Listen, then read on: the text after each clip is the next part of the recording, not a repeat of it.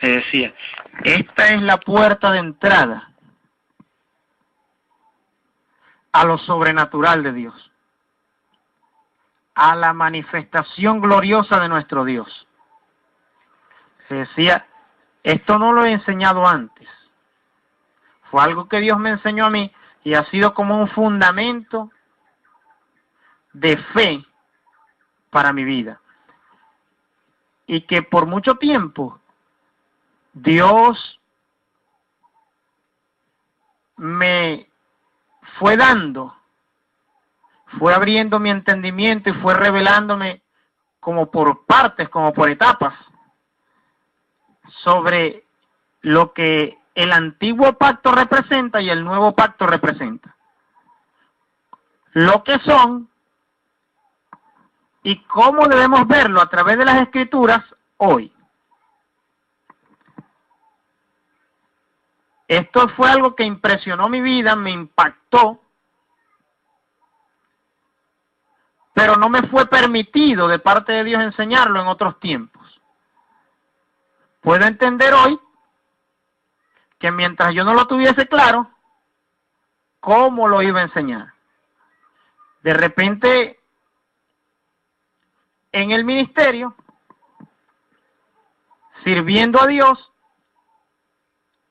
es muy sencillo, muchas veces uno cometer el error de recibir una palabra, recibir una revelación, y por el impacto, la alegría, el gozo que produce, querer enseñarla de una vez. Al primero que se atraviese por allí, a ese vamos a enseñarle esto. Pero con el paso del tiempo, pude comprender por qué el apóstol Pablo dijo, nosotros hablamos sabiduría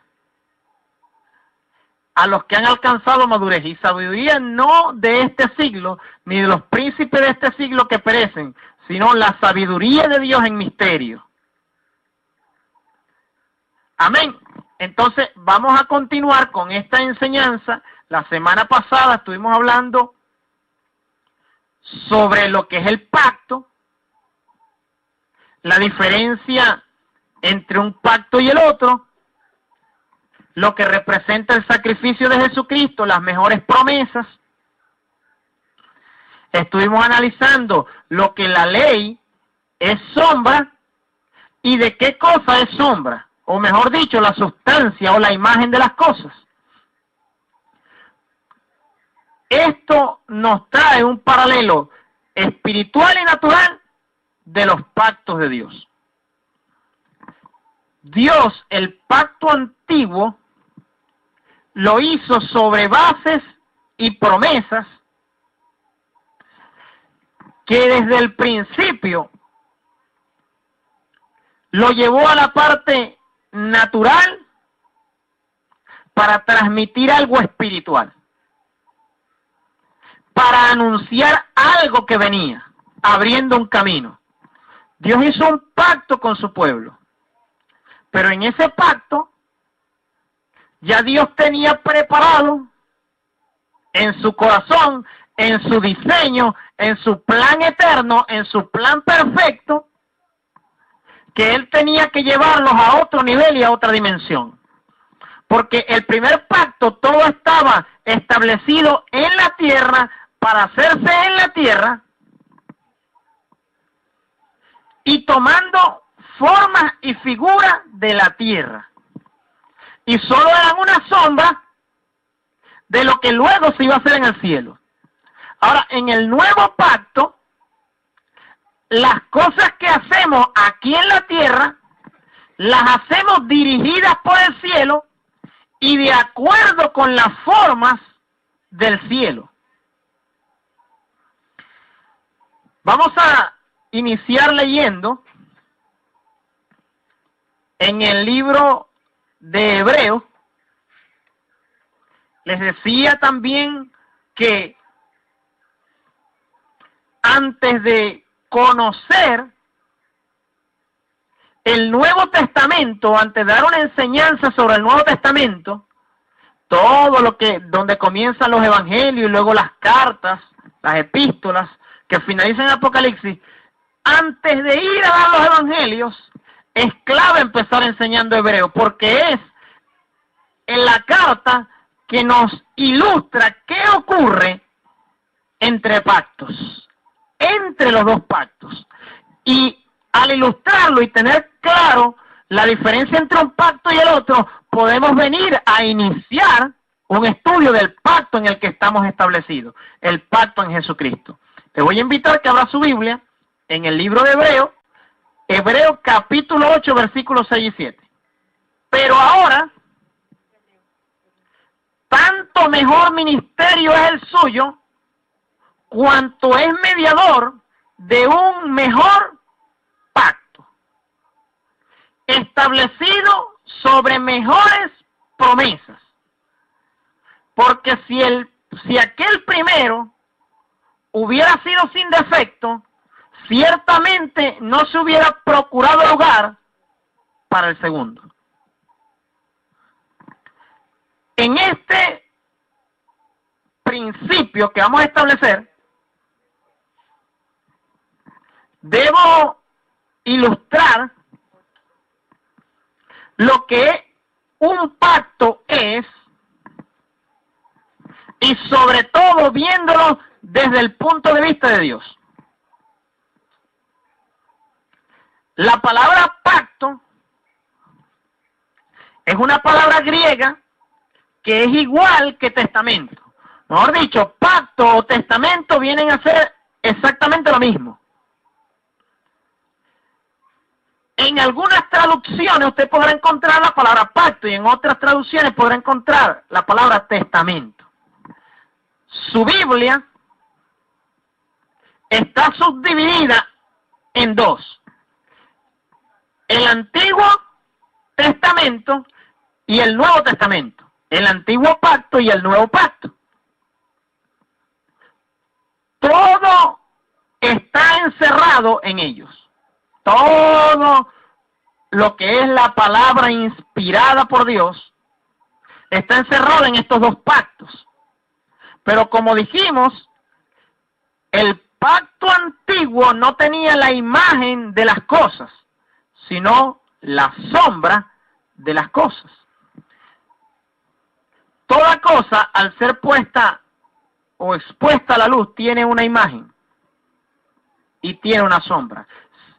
En medio de la tiniebla no se vería ni la imagen ni la sombra. Esto es una agenda. Tiene una imagen. Y a cualquiera que le pregunte de ustedes la puede describir, porque hay luz. Si fuera tinieblas, simple y llanamente no se vería. Pero cuando se expone a la luz, tiene una imagen. Y si le colocamos en una cierta posición y la luz le da, entonces tendrá una sombra. El Nuevo Testamento, que tiene como centro a Jesucristo, nos muestra claramente su imagen. De hecho, en el Nuevo Testamento se dejó ver. Fue tocado, fue oído, fue abrazado, fue besado, fue amamantado, se dejó ver, se dejó tocar. En el Antiguo Pacto solo fue mencionado. En el Nuevo se manifiesta. Ahora, en estos dos pactos o testamentos, Dios quiso revelar su propósito a la humanidad entera.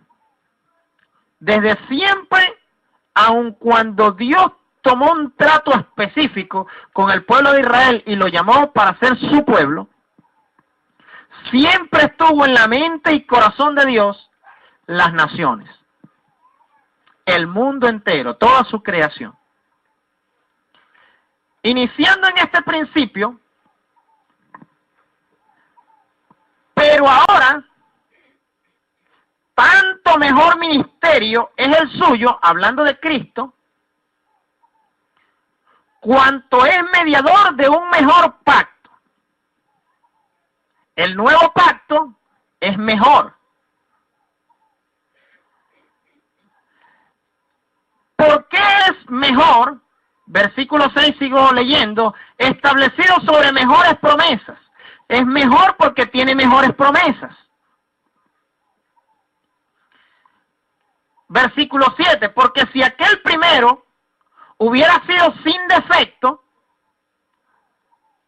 ciertamente no hubiera procurado lugar para el segundo. Quiere decir que el primer pacto o el primer testamento tenía defectos. Pudiéramos decir que el defecto no estaba en sí en el pacto, sino en aquellos que estaban pactando con Dios. El defecto estaba ligado a ellos, pero en el pacto que era espiritual y ellos carnales, vendidos al pecado, no iban a poder cumplirlo. Por eso se procuró un pacto nuevo, un pacto mejor. Ahora, recuerde lo que pacto significa o testamento significa. Un testamento es un documento legal, donde un testador, dueño de unos bienes, con el testamento confirma a quién dejará sus bienes al morir. Ahora, Jesucristo, el testador, dejó un testamento al morir.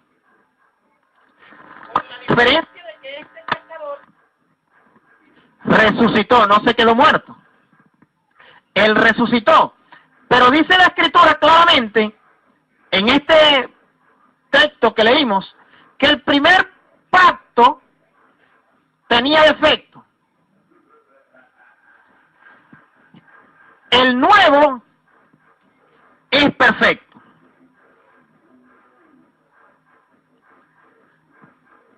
Mejores promesas, porque el pacto antiguo tenía sus promesas.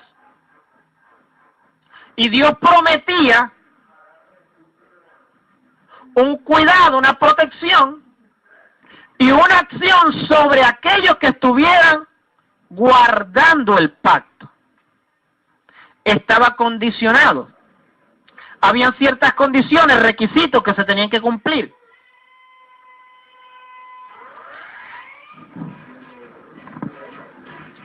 Habla de promesas y mejores promesas.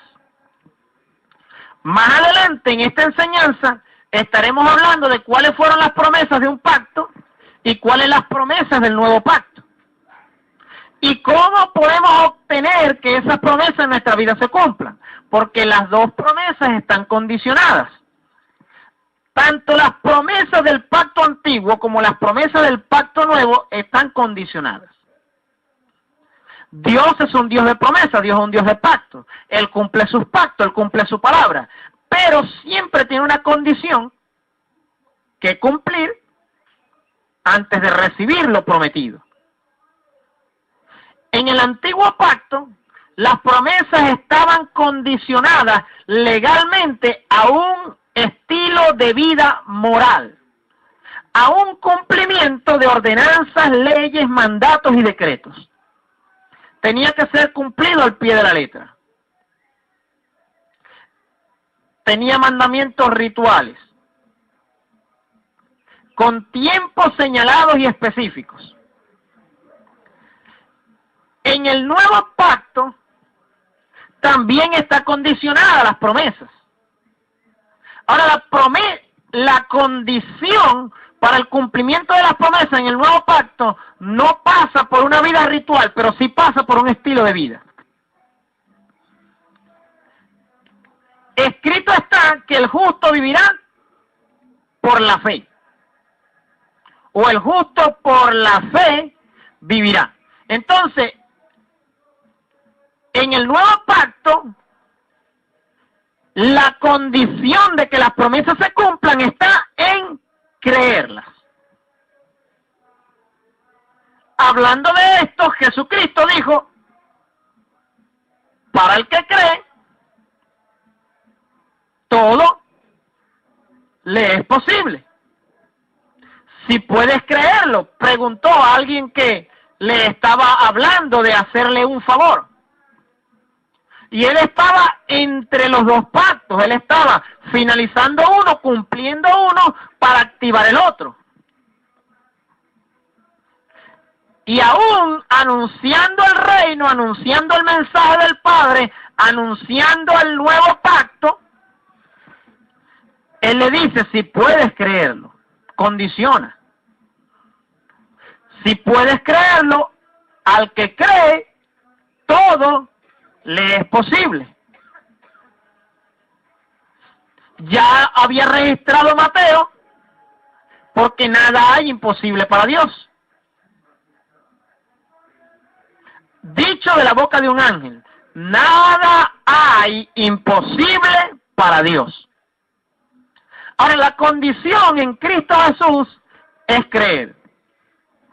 Es por la fe. En el pacto antiguo era por obras de la ley. En el pacto nuevo es por gracia, por fe.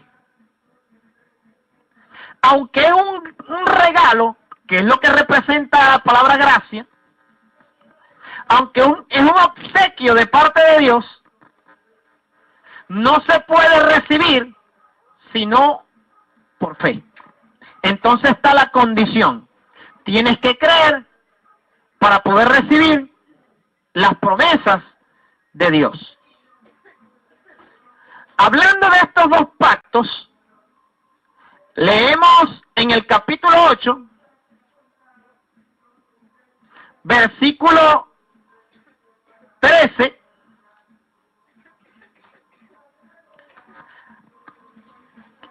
Hebreos 8:13, al decir nuevo pacto, ha dado por viejo al primero. Y lo que se da por viejo se envejece y está próximo a desaparecer. Al decir nuevo pacto, ha dado por viejo al primer pacto. Y lo que se ha dado por viejo, o el pacto que se ha dado por viejo, se envejece. Y este pacto está próximo a desaparecer. Ahora fíjense bien, cuando este pacto fue dado por viejo, porque desde la antigüedad, a través de los profetas, Dios anunció un nuevo pacto. Dios anunció que Él haría un nuevo pacto con su pueblo. Él adelantó que sería uno mejor, pero adelantó que también tendría leyes. Y adelantó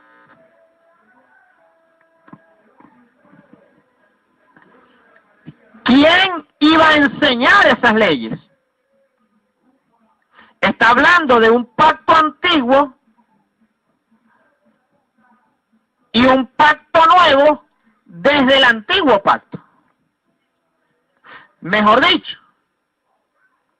dentro del antiguo pacto, Dios dejó claramente establecido que iba a establecer uno nuevo.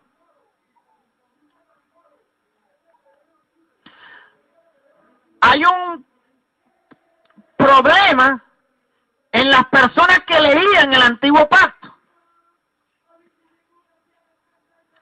Porque en el nuevo pacto dice la Escritura que Jesucristo abrió el velo del templo, que daba una entrada hacia Dios, hacia la misma presencia de Dios. Y da un ejemplo paralelo a ese velo, a un velo que tuvo que colocarse Moisés. Moisés iba a la presencia de Dios y se le pegaba de tal forma el resplandor de la gloria de Dios, que él tenía que al salir de la presencia de Dios, colocarse un velo, porque el pueblo iba a fijar en él su mirada. Y dice la Escritura, en Corinto, el apóstol Pablo escribiendo a la iglesia en Corinto, que cuando el pueblo de Israel leía el Antiguo Testamento o el Antiguo Pacto, tenían todavía ese velo puesto. No podían comprender. No comprendieron que Dios había anunciado un nuevo pacto y que a ellos les convenía el nuevo pacto. Y cuando se apareció el testador del nuevo pacto, ellos no recibieron ni siquiera el anuncio del pacto, que era una buena noticia, y llegó el tiempo del nuevo pacto. Era una buena noticia. Iban a ser quitadas sus cargas, iban a tener un acceso más profundo a Dios, un acceso real. No iban a depender de un sacerdocio que iba a tener el privilegio de entrar a la presencia de Dios. Ellos mismos van a poder tener acceso a la presencia de Dios, pero ellos no comprendían el mensaje. Los profetas anunciaron, y Jesucristo lo dijo, que ellos habían endurecido su corazón, que con sus oídos oían pesadamente y entonces no iban a tener revelación o entendimiento del anuncio. Pero a otros, a los más sencillos, se le iba a dar a conocer los misterios del reino de los cielos. Ahora, estos dos pactos fueron establecidos por un principio de muerte y vida. Porque la sangre, dice la Escritura, que en la sangre está la vida. Y los dos pactos fueron confirmados por medio de sangre. Vamos a estar viendo en el capítulo número 9, versículos 18 y 19, dice, donde ni aún el primer pacto fue instituido sin sangre,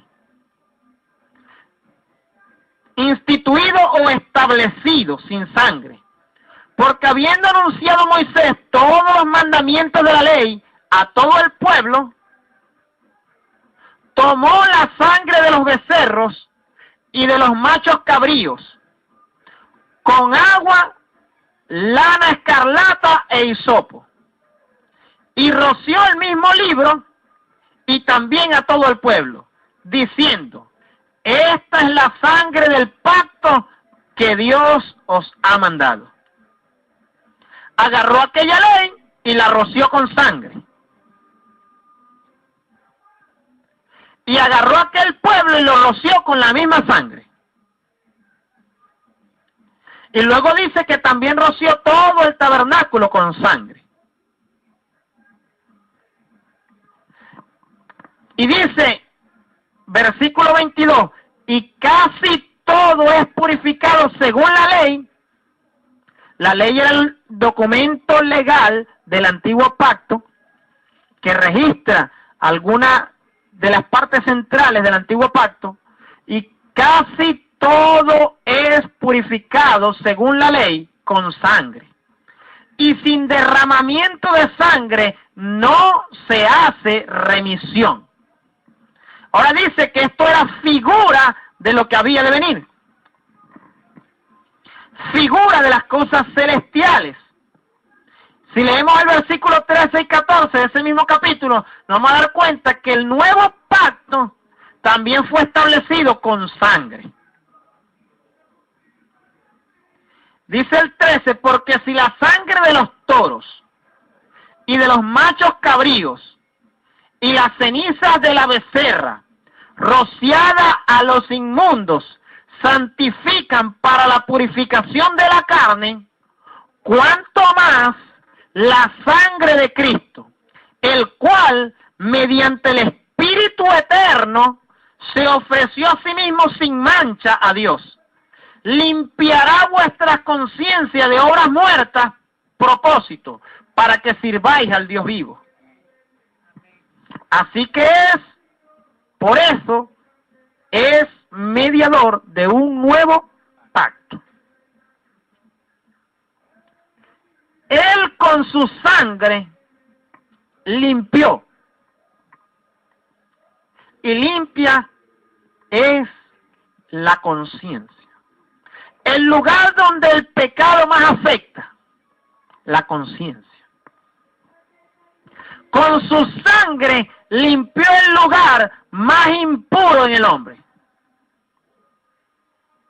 Con su sangre quitó de en medio lo que impedía que la gente sirviera a Dios. Pues la gente no sirve a Dios cuando tiene una conciencia de culpa.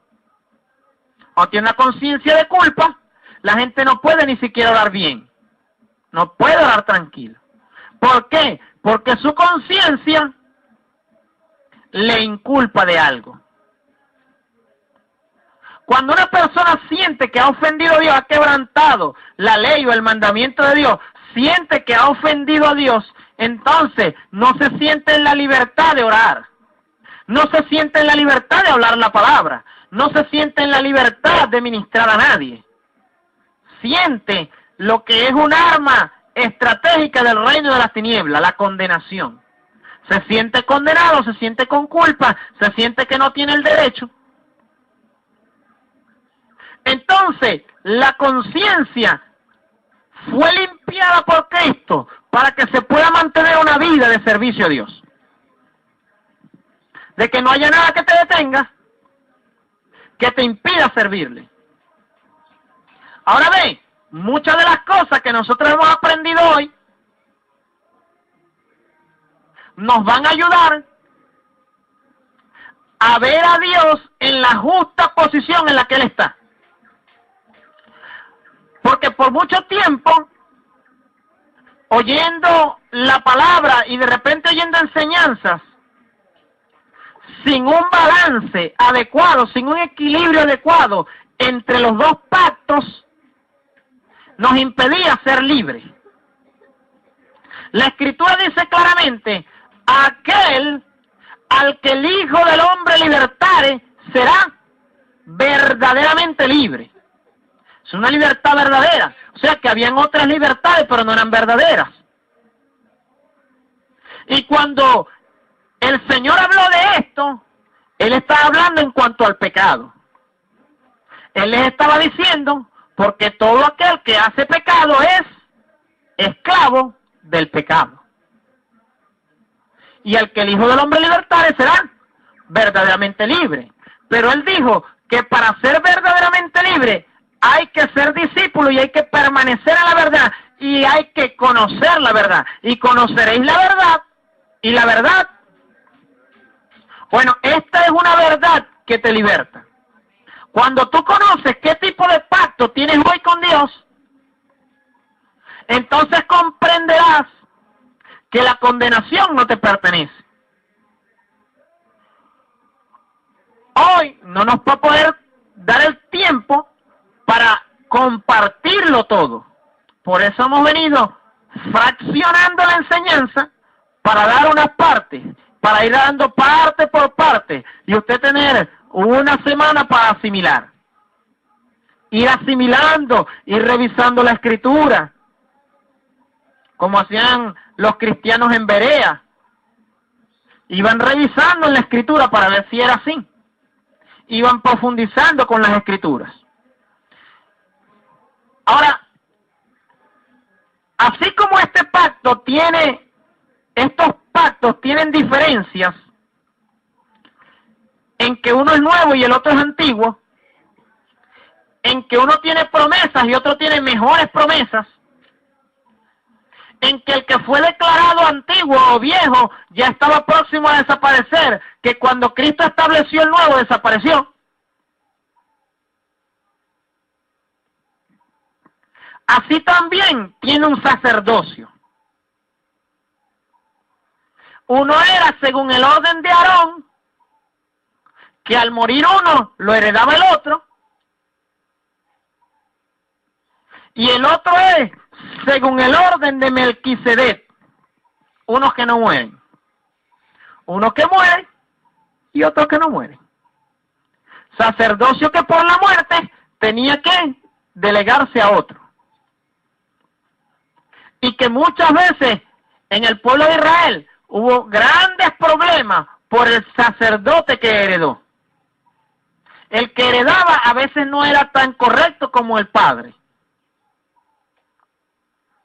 Fue tanto en el tiempo de Samuel el problema con el sacerdocio que el sacerdocio cambió de tribu. Eso fue algo impresionante, eso no estaba previsto. Desde allí venía anunciándose otro pacto. Desde ese mismo hecho. Ahora, vamos a analizar un poquito sobre el sacerdocio. Y vamos a verlos paralelamente los dos en el capítulo número 7 del libro de Hebreos.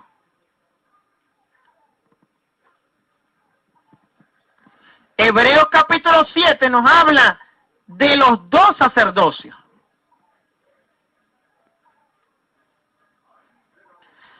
Y no nos vamos a enfocar tanto en explicar un poco el sacerdocio de Melquisedec. Vamos a ir haciendo la comparación de los dos sacerdocios. Y vamos a ir leyendo desde el versículo número 11. Si pues la perfección fuera por el sacerdocio levítico, porque bajo él recibió el pueblo la ley, ¿qué necesidad habría aún de que se levantase otro sacerdote, según el orden de Melquisedec, y que no fuese llamado según el orden de Aarón? Aquí están los dos órdenes sacerdotales, el sacerdocio de Aarón y el sacerdocio de Melquisedec. Porque cambiado el sacerdocio, es necesario es que haya cambio de ley.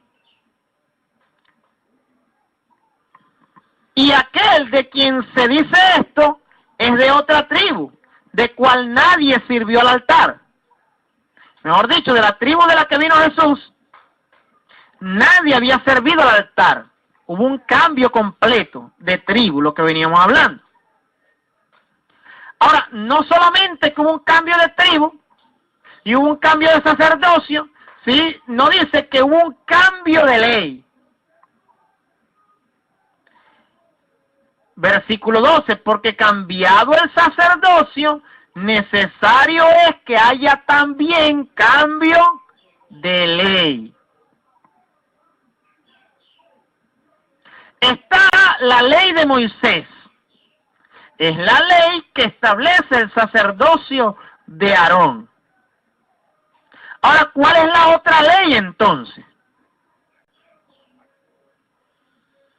La otra ley la podemos ver en el libro de Gálatas, la carta que el apóstol Pablo le escribió a la iglesia en Galacia.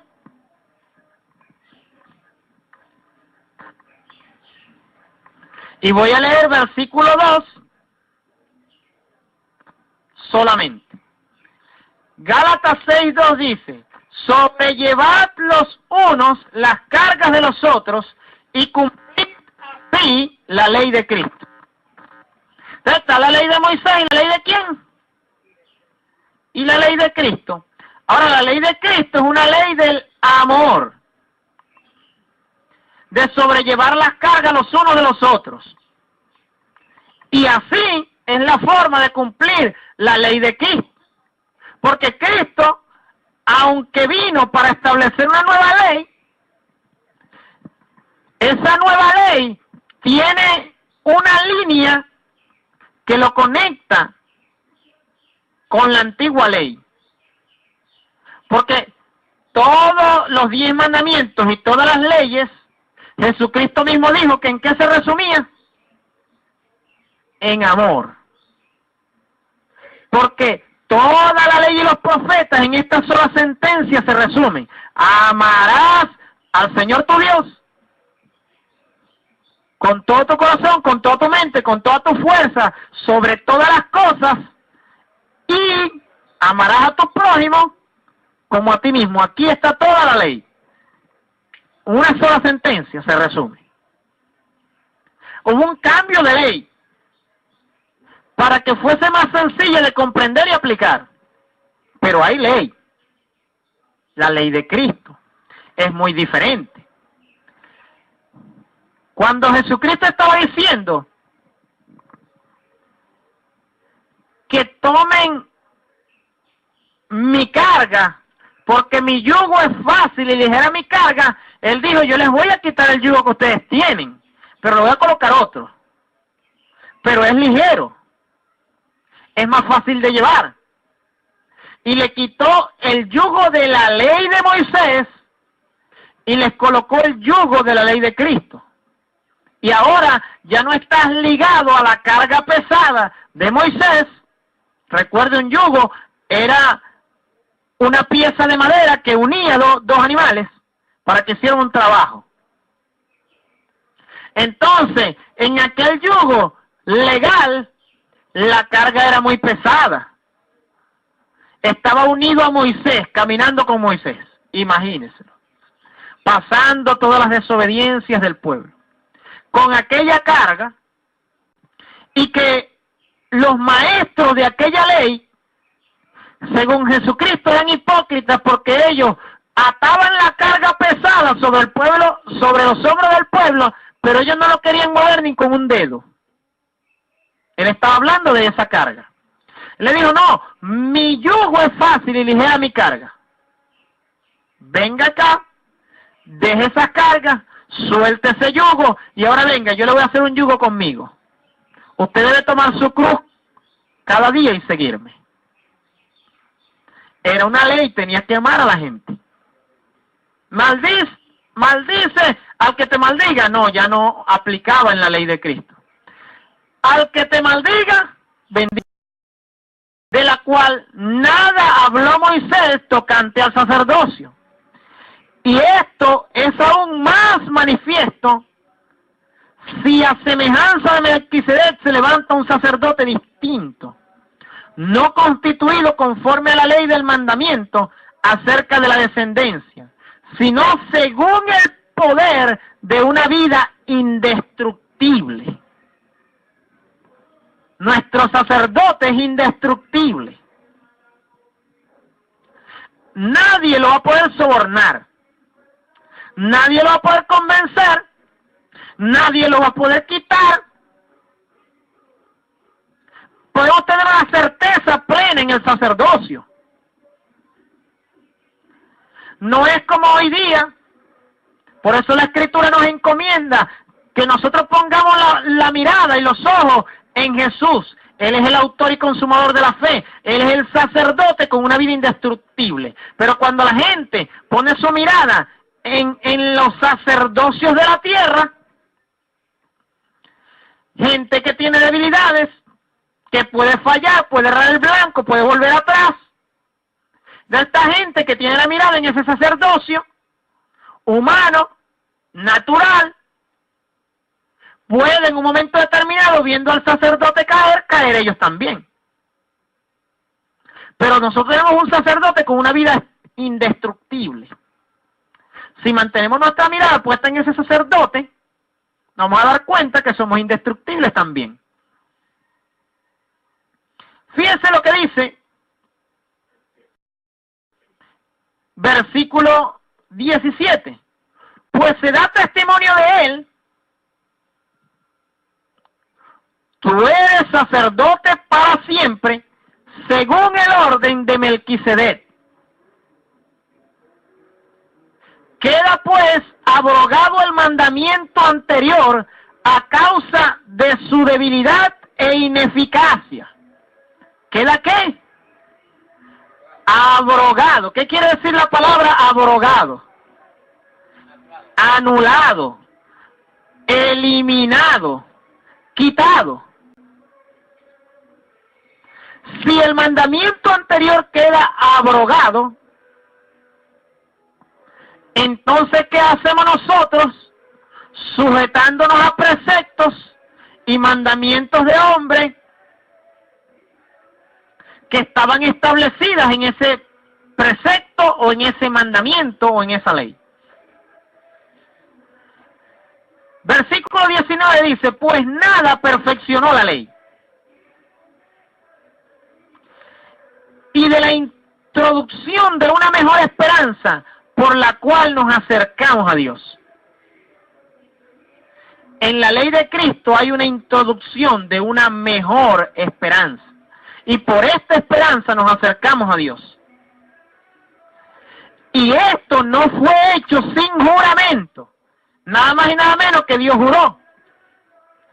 Porque los otros ciertamente sin juramento fueron hechos sacerdotes. Pero este, con el juramento del que dijo, juró el Señor y no se arrepentirá. Tú eres sacerdote para siempre, según el orden de Melquisedec. Por tanto, Jesús es hecho fiador de un mejor pacto. Fiador de un mejor pacto. Mediador de un mejor pacto. Y los otros sacerdotes llegan a ser muchos, debido a que por la muerte no podían continuar. Mas este, por cuanto permanece para siempre, tiene un sacerdocio inmutable. Inmutable quiere decir que no cambia, que no se puede mover, que no se puede modificar, transformar o cambiar. Este sacerdote permanece firme para siempre. Por lo cual puede también salvar perpetuamente a los que se acercan, a los que por él se acercan a Dios. ¿Los puede salvar cuánto tiempo? Perpetuamente. Usted sabe cuando hoy día le dicen a alguien, tú tienes cadena perpetua. Es una cadena hasta que, una condena hasta que muera. Para siempre está condenado. Ahora nosotros tenemos en Cristo no cadena perpetua, sino salvación perpetua.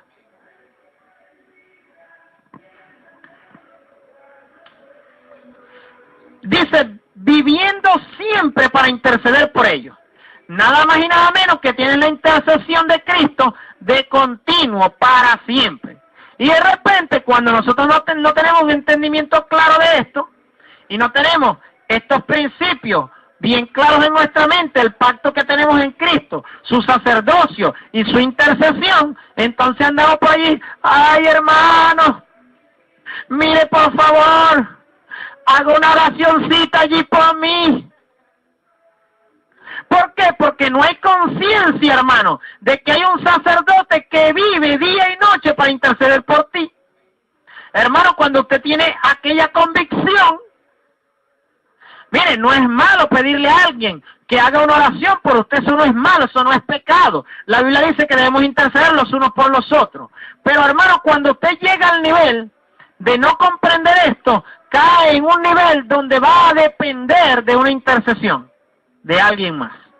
Y va a andar en una debilidad que considera que si alguien más no ora por usted, no tendrá efecto lo que se pide a Dios. Ahora, cuando hay una conciencia de que Jesucristo está a la diestra del Padre, diciéndole, ¿sabe? Papá, tú tienes que concederle esto a ellos. Porque es que yo morí por ellos para que ellos tuvieran eso. Y te lo están pidiendo, no se lo puedes negar. Y aparte de que el Padre no lo quiere negar, y el Hijo está pidiendo que lo entregue, y usted lo pide aquí, ¿qué cree usted que se va a efectuar? La intercesión de Cristo es una intercesión perpetua y perfecta. Ahora de repente, usted aquí en la tierra padece de algún mal o lo alcanza alguna enfermedad. Sepa, ya Cristo intercedió por usted y ya el Padre le concedió que usted fuera sano. La clave de esto es lo que dijimos hace un rato. Hay una condición. La condición es que para el que cree, la condición es fe. Si tú crees que Él ya te dio lo que está establecido en su pacto que te dio, entonces es tuyo. Dios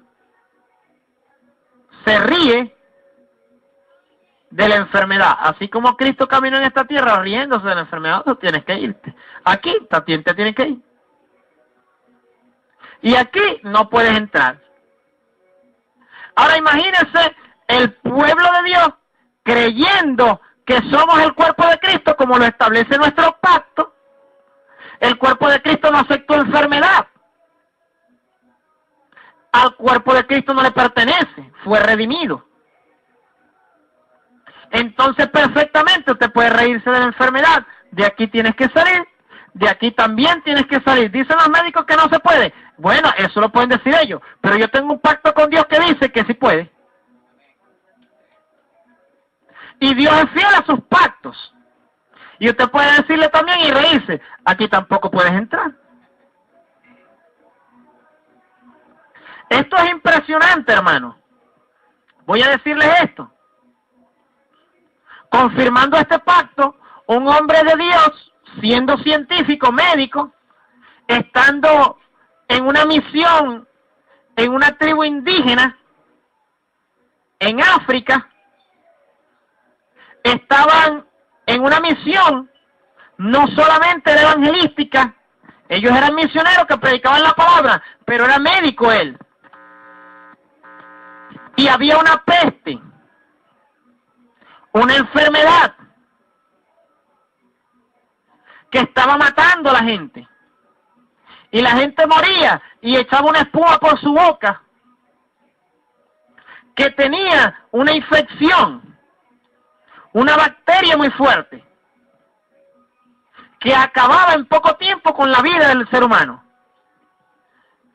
Ahora los científicos se sorprenden porque cuando vienen al lugar donde está este misionero, le dicen, pero tú tienes que usar este antídoto, porque si no te puedes contagiar y vas a morir. Y él le dijo, no, usted está equivocado. Esa bacteria al tocar mi cuerpo tiene que morir, porque hay una ley. Ellos sorprendidos, no conociendo la ley de Dios, la ley en Cristo, le dijeron, pero ¿cómo puede ser esto? Le dice, sí, hay una ley, que es la ley de Dios. Y yo estoy muerto por la enfermedad, estoy crucificado para ella, ya ella no puede hacer nada sobre mi vida, no me puede matar. Al contrario, cuando me toque dejará de vivir. Y ellos sorprendidos no aceptaron aquel razonamiento y le dijeron, vamos a hacer una prueba. Y él le dijo, bueno, vamos a hacerla. Y meten su mano bajo el microscopio. Y toman de la muestra de saliva de la boca de esta persona y la colocan sobre la mano de este hombre de Dios.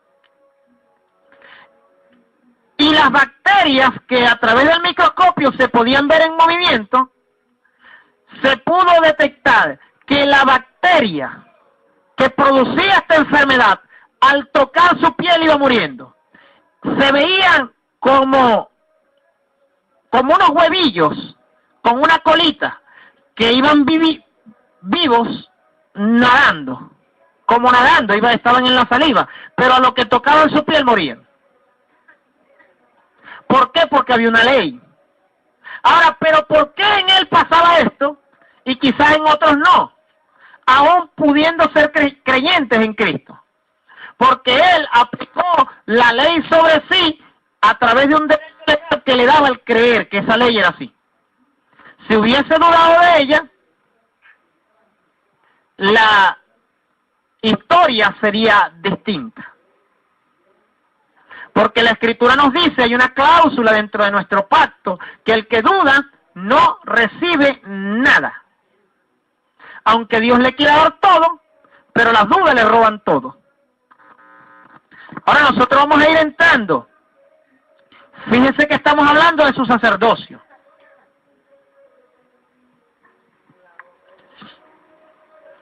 Hablando de su sacerdocio, comprendiendo esto, comprendiendo su intercesión, vamos a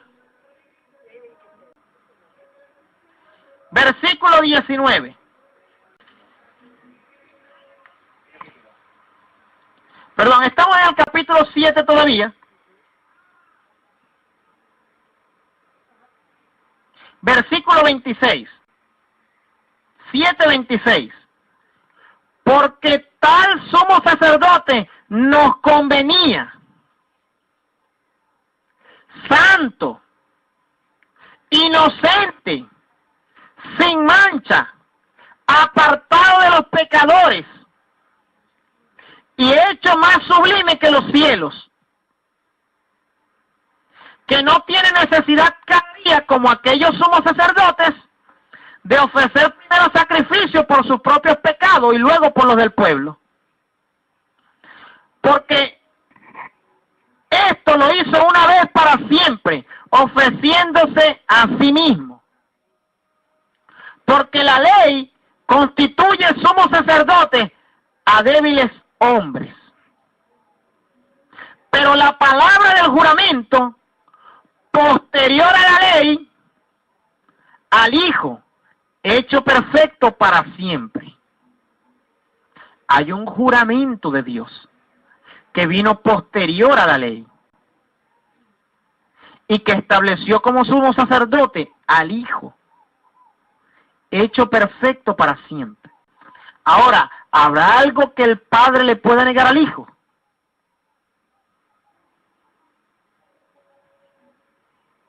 Mire el poder de su sacerdocio.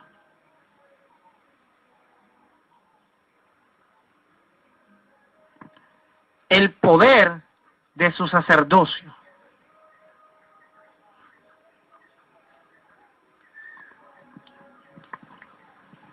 En el capítulo número 4 del libro de Hebreos, vamos a finalizar leyendo esto.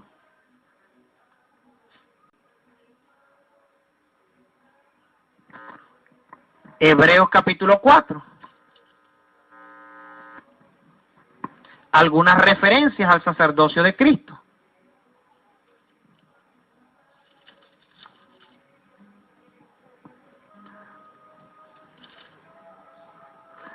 Versículo 14. 4:14. Por tanto, teniendo un gran sumo sacerdote que traspasó los cielos, ¿que traspasó? O sea que no estaba en el tabernáculo de esta tierra, sino en el tabernáculo del cielo. Lo interesante del asunto, lo vamos a estudiar la próxima semana, los dos tabernáculos, el del cielo y el de la tierra. Por tanto, teniendo un gran sumo sacerdote que traspasó los cielos, Jesús, el Hijo de Dios, retengamos nuestra profesión. Retengamos nuestra profesión. Nos hizo profesionales. Ahora, esta profesión, pudiéramos decir confesión. ¿Cuál es nuestra profesión? Una confesión de fe, que es la que trae la realidad del mundo espiritual al mundo físico natural y se hace un hecho. A Jesucristo se le acercaban personas y le decían, Señor, si quieres puedes limpiarme, un leproso, y él le dijo, yo quiero, se limpio.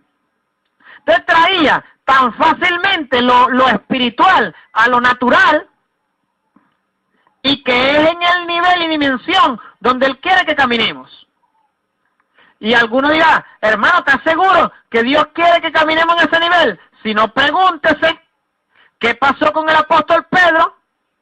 Que la misma sombra del bendito hombre de Dios sanaba a los enfermos. Ni siquiera hablaba.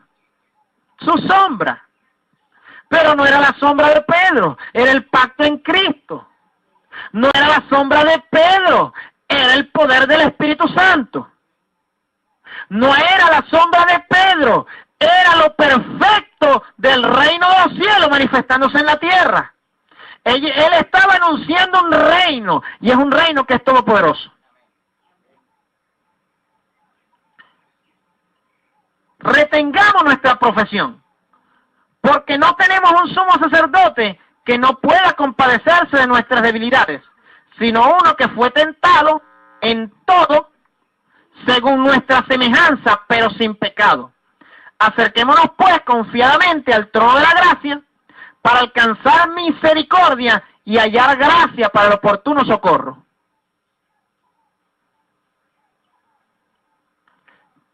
para alcanzar misericordia y hallar gracia para el oportuno socorro.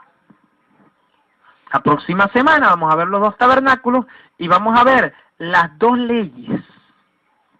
La ley del antiguo pacto y la ley del nuevo pacto. Ahora nosotros vamos a orar. No lo hice al principio. Vamos a orar para acercarnos por la fe a ese trono de la gracia para alcanzar misericordia y hallar gracia para el oportuno socorro. Yo no sé qué circunstancia tú estás viviendo en tu vida, pero si por la misericordia de Dios estás aquí escuchando esta palabra, entonces vas a hallar gracia para tener un socorro de parte de Dios. ¿Tú sabes lo que la palabra socorro quiere decir? ¿O en qué momento alguien dice socorro? Hermano, en el momento extremo, en la última, la gente grita auxilio, socorro. Bueno, para el oportuno socorro tenemos al sumo sacerdote Jesucristo.